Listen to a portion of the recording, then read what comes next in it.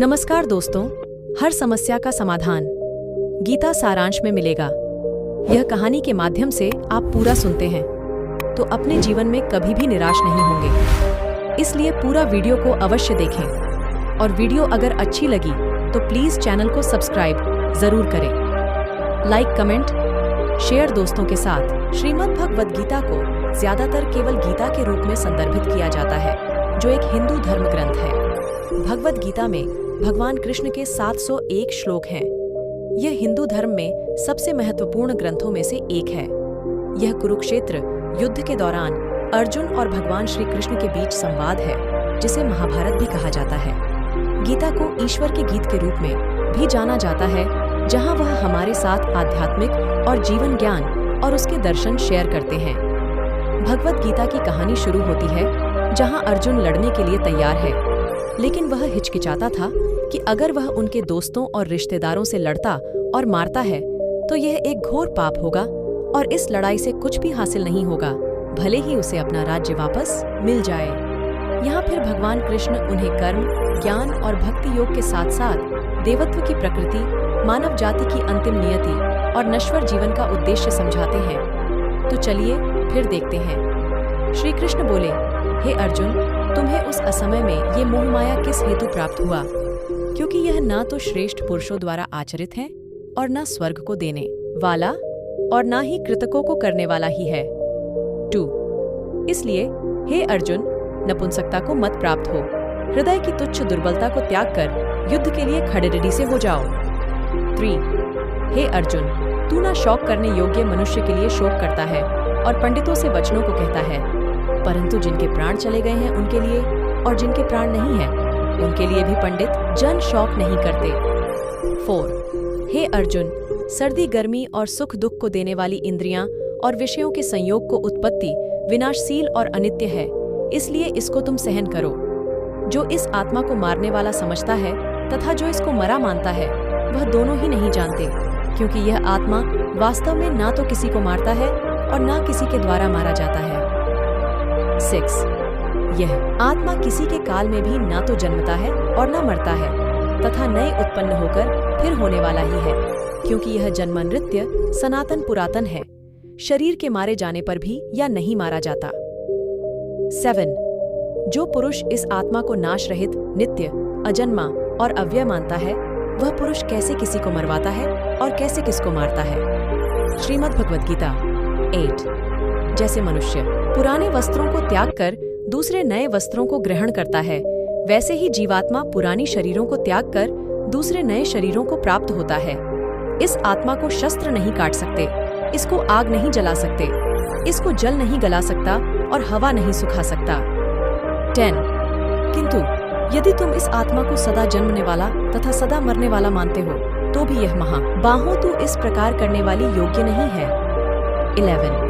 हे अर्जुन, यह आत्मा सबके शरीर में सदा ही अवध्य है, इस कारण संपूर्ण प्राणियों के लिए तू शोक करने योग्य नहीं है। 12. या तो तू युद्ध में मारा जाकर स्वर्ग को प्राप्त होगा अथवा संग्राम में जीतकर पृथ्वी का राज्य भोगेगा। इस कारण हे अर्जुन को युद्ध के लिए निश्चय करके खड़ा हो जा। 13. जय पराजय, लाभ हानि और सुख दुख को समान समझकर उसके बाद युद्ध के लिए तैयार हो जाओ। इस प्रकार युद्ध करने से तू पाप को नहीं प्राप्त होगा। 14. तेरा कर्म करने में ही अधिकार है, उसके फलों में कभी नहीं, इसलिए तू कर्मों के फल का हेतु मत हो तथा तेरी कर्म ना करने में भी आसक्ति ना हो। 15. हे अर्जुन, जिस काल में यह पुरुष मन में स्थित संपूर्ण कामनाओं को भली भांति त्याग देता है और आत्मा से आत्मा में ही संतुष्ट रहता है, उस काल में वह स्थित प्रज्ञ कहा जाता है। 16. दुखों की प्राप्ति होने पर भी जिसके मन में उद्वेग नहीं होता, सुखों की प्राप्ति में जो सर्वथा निष्प्रय है तथा जिसके राग, भय और क्रोध नष्ट हो गए हैं, ऐसा मुनि स्थिर बुद्धि कहा जाता है। 17. इसलिए साधक को चाहिए कि वह उन संपूर्ण इंद्रियों को वश में करके समाहित स्थित हुआ मेरे प्राण होकर ध्यान में बैठे, क्योंकि जिस पुरुष की इंद्रियां वश में होती हैं, उसी की बुद्धि स्थिर होती है। 18. विषयों की चिंतन करने वाले पुरुष की उन विषयों में आसक्ति हो जाती है, आसक्तियों से उन विषयों की कामना उत्पन्न होती है और कामना में विघ्न पड़ने से क्रोध उत्पन्न होता है। 19. क्रोध से इंद्रियों को वश में करके समाहित स्थित हुआ, मेरे प्राण होकर ध्यान में बैठे, क्योंकि जिस पुरुष की इंद्रियां वश में होती हैं, उसी की बुद्धि स्थिर होती है। 18 विषयों की चिंतन करने वाले पुरुष की उन विषयों में आसक्ति हो जाती है। आसक्तियों से उन विषयों की कामना उत्पन्न होती है और कामना में विघ्न पड़ने से क्रोध उत्पन्न होता है। 19 क्रोध से अत्यंत मूढ़ भाव उत्पन्न हो जाता है। मूढ़ भाव से स्मृतियों में भ्रम हो जाता है। इस स्मृति में भ्रम हो जाने से बुद्धि अर्थात ज्ञान शक्ति का नाश हो जाता है और बुद्धि का नाश हो जाने से यह पुरुष अपने स्थिति से गिर जाता है। 20 किसी और के जीवन की नकल को पूर्णता के साथ जीने की तुलना में अपने भाग्य को अपूर्ण रूप से जीना बेहतर है। 21 एक उपहार तब शुद्ध होता है जब वह दिल से सही व्यक्ति को सही समय पर और सही जगह पर दिया जाता है और जब हम बदले में कुछ नहीं की उम्मीद करते हैं। 22 कोई भी जो अच्छा काम करता है उसका कभी भी बुरा अंत नहीं होगा, चाहे यहाँ या आने वाले दुनिया में। 23 वह सुख जो लंबे अभ्यास से आता है, जो दुख के अंत की ओर ले जाता है, जो पहले जहर की तरह है लेकिन अंत में अमृत के समान है, इस तरह का सुख अपने मन की शांति से उत्पन्न होता है। 24 जो कोई भी आध्यात्मिक प्राप्ति के उन्नत चरण के लिए अपने दृढ़ संकल्प में स्थिर है और संकट और सुख के हमलों को समान रूप से सहन कर सकता है, वह निश्चित रूप से मुक्ति के योग्य व्यक्ति है। 25 भगवान की शांति उनके साथ है जिनके मन और आत्मा में सामंजस्य है, जो इच्छा और क्रोध से मुक्त हैं, जो अपनी आत्मा को जानते हैं। 26 नरक के 3 कारण हैं, रोमांच, क्रोध और लोभ। 27 अपने सभी कार्यों को भगवान पर केंद्रित मन के साथ करें, आसक्ति का त्याग करें और सफलता और असफलता को समान दृष्टि से देखें। अध्यात्म का अर्थ है संभाव। 28 वह जिसने घृणा को जाने दिया है, जो सभी प्राणियों के साथ दया का व्यवहार करता है और करुणा जो हमेशा शांत रहती है, दर्द या खुशी से अप्रभावित, मैं और मेरा से मुक्त, आत्मनियंत्रित, दृढ़ और धैर्यवान, उसका पूरा दिमाग मुझ पर केंद्रित था। यही वह आदमी है जिसे मैं सबसे ज्यादा प्यार करता हूँ। 29 वह आदमी जो मुझे हर चीज में देखता है, वह जो एकता में निहित है, एहसास है कि मैं हूँ हर प्राणी में। जहाँ कहीं भी वह जाता है वह मुझ में रहता है। जब वह सभी को समान रूप से देखता है, दुख में या खुशी में, क्योंकि वे अपने जैसे हैं, वह आदमी योग में सिद्ध हो गया है। 30 मैं मृत्यु बन गया, संसारों का संहारक। टाइप 3 सुख और संकट की अस्थायी उपस्थिति और समय के साथ उनका गायब होना सर्दी और गर्मी के मौसम की उपस्थिति और गायब होने की तरह है। वे इंद्रिय बोध से उत्पन्न होते हैं और किसी को परेशान किए बिना उन्हें सहन करना सीखना चाहिए। 32 अपना मन अपने काम पर लगाओ, परंतु उसके फल पर कभी मत लगाओ। 33 वह सभी चमकदार वस्तुओं में प्रकाश का स्रोत है। वह पदार्थ के अंधकार से परे है और अव्यक्त है। वह ज्ञान है, वह ज्ञान का विषय है और वह ज्ञान का लक्ष्य है। वह सबके हृदय में विराजमान है। 34 हम वही देखते हैं जो हम हैं और हम वही हैं जो हम देखते हैं। 35 करुणा द्वारा निर्देशित सभी कार्य सावधानी से करें। 36 मैं प्रत्येक ग्रह में प्रवेश करता हूँ और मेरी ऊर्जा से वे कक्षा में रहते हैं। मैं चंद्रमा बन जाता हूँ और इस प्रकार सभी सब्जियों को जीवन का रस प्रदान करता हूँ। 37 समय मृत्यु मैं जगत का नाश करने वाला हूँ, जो सबका सत्यानाश करने आया हूँ। आपके भाग लेने के बिना भी विरोधी रैंकों में शामिल सभी लोग मारे जाएंगे। 38 यह प्रकृति है जो सभी आंदोलन का कारण बनती है। अहंकार से मोहित मूर्ख उस धारणा को आश्रय देता है जो कहती है कि मैंने किया। 29 गर्मी और सर्दी, सुख और दर्द की भावना इंद्रियों के अपनी वस्तुओं के संपर्क के कारण होती है। वे आते हैं और चले जाते हैं अनंत काल तक। आपको उन्हें स्वीकार करना चाहिए। 44 प्रकृति द्वारा निर्धारित कर्तव्यों का पालन करते हुए व्यक्ति ने कोई पाप नहीं किया। 41 मैं सभी प्राणियों के हृदय में निवास करने वाला आत्मा हूँ। मैं सभी प्राणियों का आदि, मध्य और अंत भी हूँ। 42 हम वास्तव में कभी दुनिया का सामना नहीं करते हैं। हम जो अनुभव करते हैं वह हमारा अपना तंत्र है। 43 आपका अपने संबंधित कर्तव्य करने पर नियंत्रण है, लेकिन परिणाम पर कोई नियंत्रण या दावा नहीं है। असफलता का डर, भावनात्मक रूप से काम के फल से जुड़ा होना सफलता की सबसे बड़ी बाधा है। क्योंकि यह मन की स्थिरता को लगातार भंग करके दक्षता को लूटता है। 44 स्वार्थी कार्य दुनिया को कैद करते हैं। व्यक्तिगत लाभ के बारे में सोचे बिना निस्वार्थ भाव से कार्य करें। 45 अपनी इच्छा की शक्ति से अपने आप को नया आकार दो। अपने आप को कभी भी स्व इच्छा से नीचा न होने दें।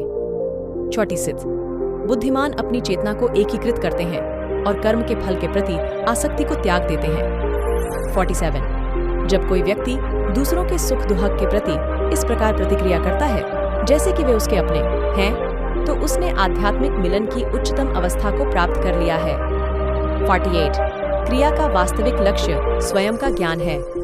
49 हम जो कुछ भी हैं वह हमने जो सोचा है उसका परिणाम है। हम अपने विचारों से बने हैं, हम अपने विचारों से ढाले जाते हैं।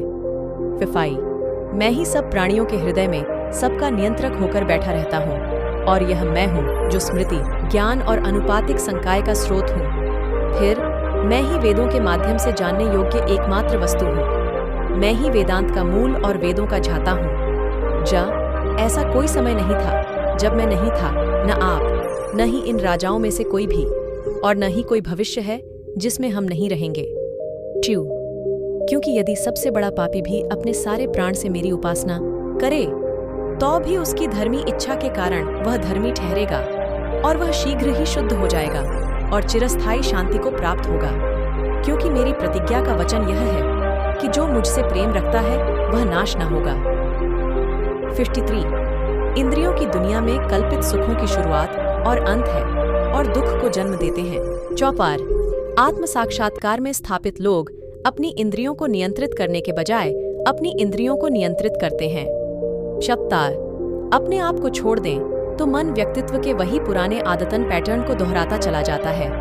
हालांकि मन को प्रशिक्षित करके कोई भी कदम उठाना सीख सकता है और सोचने के पुराने तरीकों को बदल सकता है। यही योग का केंद्रीय सिद्धांत है। 56 हमें एक निस्वार्थ भावना से कार्य करना चाहिए। कृष्ण कहते हैं, अहंकार भागीदारी के बिना और इस बात में उलझे बिना कि क्या चीजें हमारे इच्छित तरीके से काम करती हैं, तभी हम कर्म के भयानक जाल में नहीं पड़ेंगे। हम अपने कर्तव्यों से दूर रहकर कर्म से बचने की आशा नहीं कर सकते।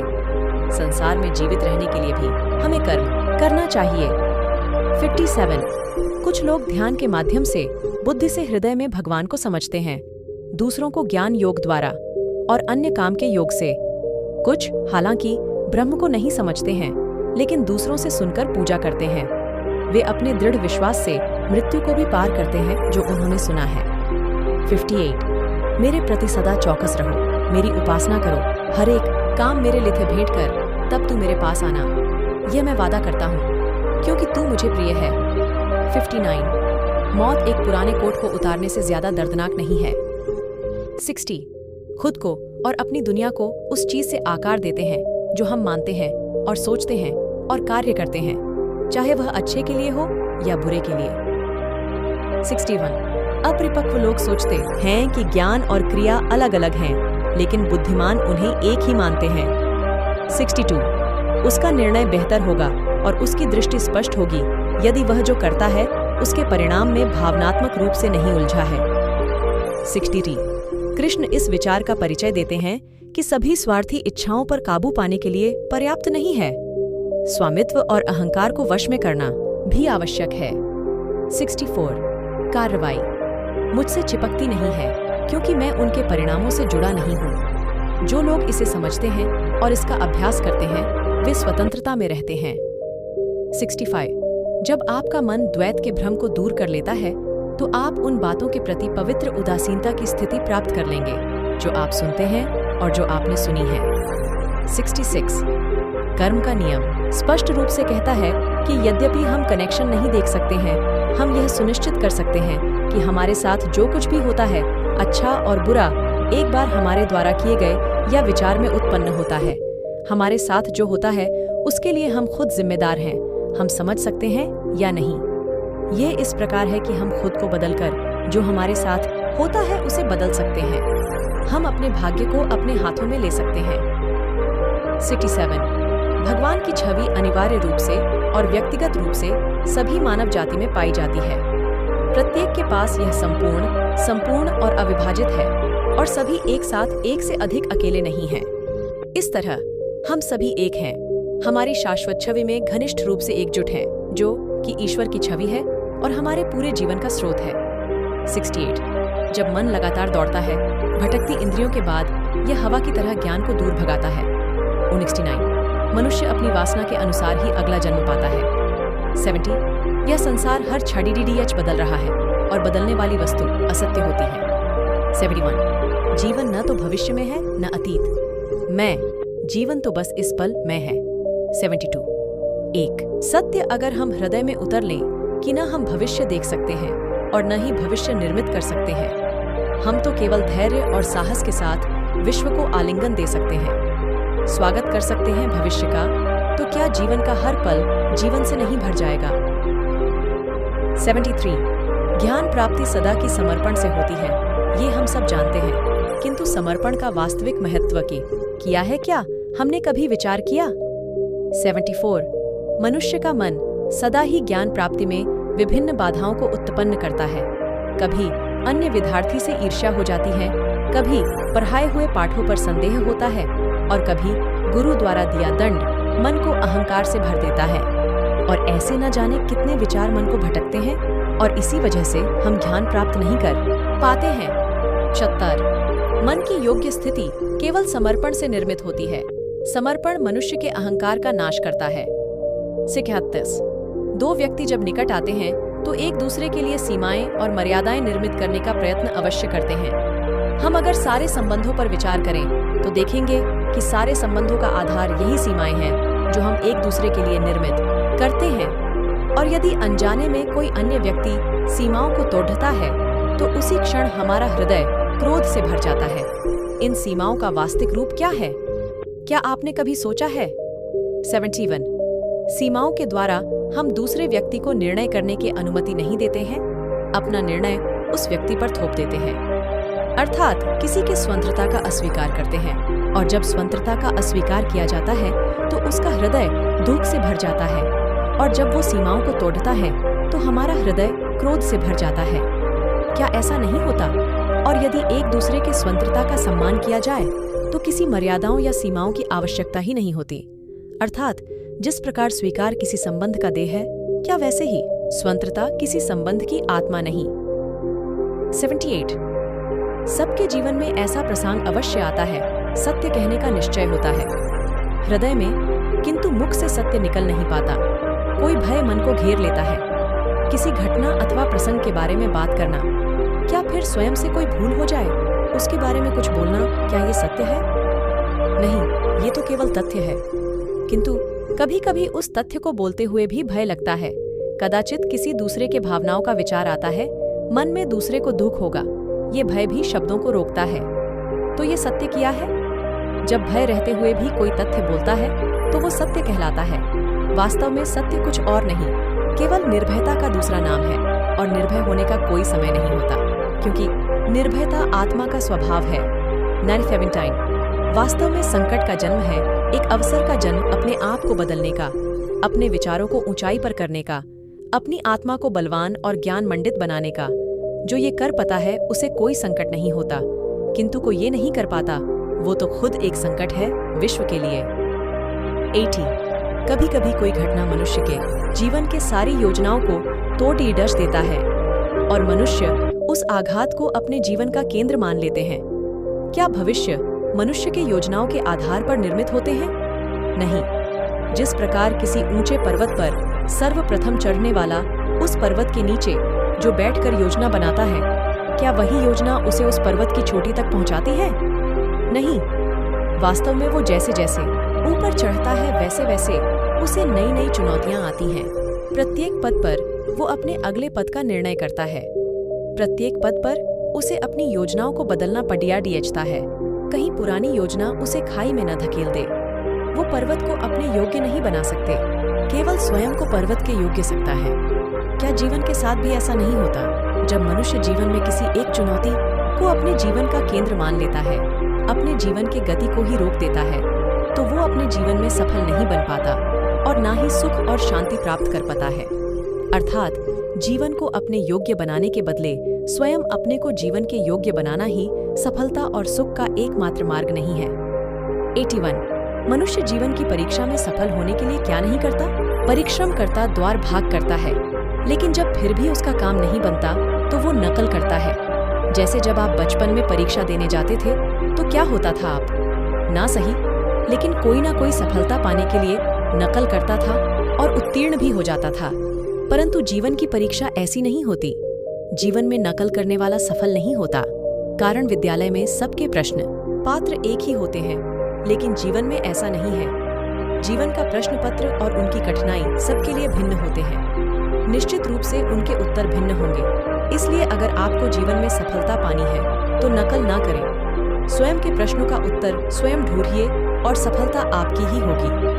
92 हम असफल तब नहीं होते जब हम लक्ष्य ना पा सकें। हम असफल तब होते हैं जब हम प्रयास करना बंद कर देते हैं। इसलिए प्रयास करते रहिए और हार ना माने, क्योंकि जिस दिन आप हार स्वीकार करना बंद कर देंगे, जीत आपके चरणों में होगी। 83 यदि आगे बढ़ना है तो अपनों का साथ दें, परंतु साथ देते से पहले ये अवश्य पहचान लें कि अपने हैं कौन। क्या अपने वही होते हैं जिनके साथ अपना हमारा रक्त संबंध होता है, या अपने मित्र अपने वे होते हैं जो हमें सत् कार्य के लिए प्रेरित करें, हमें आगे बढ़ाए, हमारा साथ दें। और वो जिनका साथ देने से समाज का नाश हो, धर्म की हानि हो, वो सगे होकर भी सगे नहीं होते। इसलिए जब अपनों की परिभाषा का चुनाव करें तो उन्हें अपना माने जो आपका साथ दें, उन्हें नहीं जो हमें अज्ञान के मार्ग पर ले जाए। 84 जो हुआ अच्छे के लिए हुआ, जो हो रहा है, जो होगा अच्छे के लिए भी होगा। 85 आपको काम करने का अधिकार है, लेकिन काम के फल पर कभी नहीं। 86 परिवर्तन ब्रह्मांड का नियम है। आप एक पल में करोड़पति या कंगाल हो सकते हैं। 67 आत्मा न तो जन्म लेती है और न ही मरती है। 88 तुम खाली हाथ आए हो और खाली हाथ चले जाओगे। 89 काम, क्रोध और लोभ आत्मविनाशकारी नरक के 3 द्वार हैं। 90 मनुष्य अपने विश्वास से निर्मित होता है, जैसा वह मानता है वैसा ही वह है। 91 जब ध्यान में महारत हासिल हो जाती है तो मन हवा रहित स्थान में दीपक की लौ की तरह अडिग रहता है। 92 हमें अपने लक्ष्य से बाधाओं से नहीं, बल्कि कम लक्ष्य के लिए एक स्पष्ट मार्ग से दूर रखा गया है। 93 उम्मीद खत्म होने पर शांति शुरू होती है। 94 बुरे कर्मों का अंत बुरा होता है। 95 प्रेम, सहनशीलता और निस्वार्थता का अभ्यास करना चाहिए। 96 यह उन सभी समयों के लिए है जब आपने अपने लक्ष्यों को पूरा नहीं करने का बहाना बनाया। 77 जिस परिवर्तन के बारे में सोच रहे हो वो परिवर्तन लाओ। 98 संसार का कल्याण आत्म बलिदान से प्रारंभ होता है। 99 ठीक ही कहा गया है, हर किसी की जरूरत के लिए काफी है, लेकिन लालच के लिए नहीं। ये कहानी आपको कैसी लगी? अगर ये कहानी आपको अच्छी लगी तो प्लीज चैनल को सब्सक्राइब जरूर करें और लाइक, कमेंट, शेयर दोस्तों के साथ, ताकि आपके लिए ऐसे ज्ञानवर्धक वीडियो लाता रहूंगा। Thank you for watching this video.